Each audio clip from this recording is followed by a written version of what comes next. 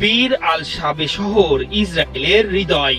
এই অঞ্চলে দখলদারদের বেশ কয়েকটি গুরুত্বপূর্ণ সামরিক ঘাঁটি রয়েছে, যেখানে গোপনে মরণাস্ত্র ও সামরিক গবেষণা কার্যক্রম পরিচালনা করে আসছে নেতানিয়াহুর বাহিনী।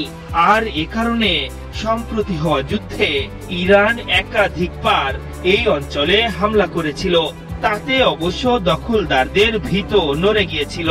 এবার ঠিক একই অঞ্চলকে লক্ষ্য করে মহাশক্তিশালী জুলফিকার ক্ষেপণাস্ত্র ছুড়ে নতুন বার্তা দিল ইয়েমেনের সশস্ত্র গোষ্ঠীটি।